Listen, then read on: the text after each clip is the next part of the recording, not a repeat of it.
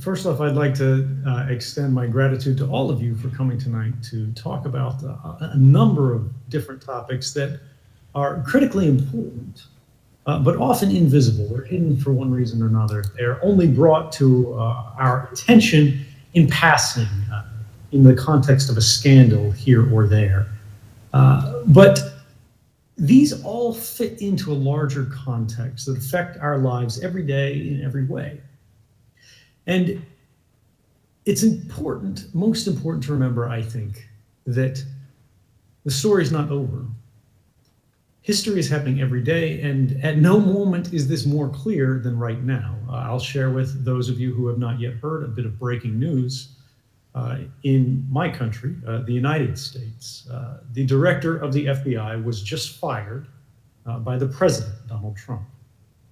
This is alarming and should cause concern for everyone, because the United States, for better or worse, regardless of how you feel about politics, is considered to be a very stable country that is defined by its adherence to the rule of law. We have a long history of traditions and protocol, and typically we would like to think, at least, that we have an image of being a fairly predictable society. Now, unfortunately, this calls into question our commitment to the rule of law. It's not to say that what the president has done is illegal, but we should not lose sight of the fact that for whatever reason, under whatever justification or context is provided, the President of the United States has just fired the man in charge of a criminal investigation into the actions of his administration and his associates.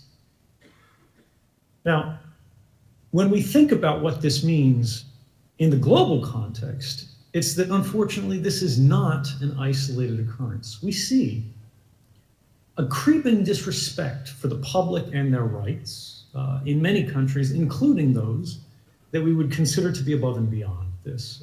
Countries that are well-developed liberal democracies, what we would consider to be open societies, such as the United Kingdom, which passed in the last year what's considered the most extreme surveillance bill, the most intrusive violation into the home and people's private communications in the history of Western democracy.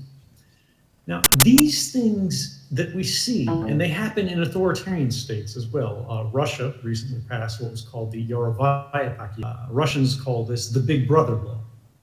And to put it simply, if Russians are freaking out over a surveillance bill and calling it the Big Brother law, that should raise concerns and make it pretty clear just how serious these things are.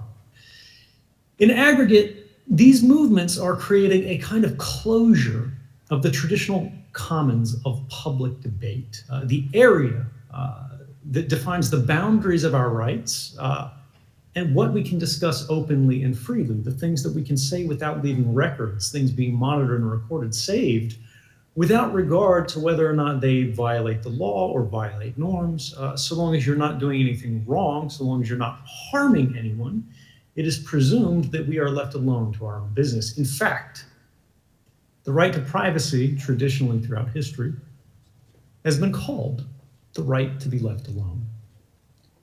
Now, this narrowing of our rights, these new and modern threats that we see increasing today, where the weight of great actors, powerful, privileged members of society, be they corporate, be they governmental, are starting to threaten these areas of simple inquiry or private association or more. This should be particularly alarming for those in the academic and university space.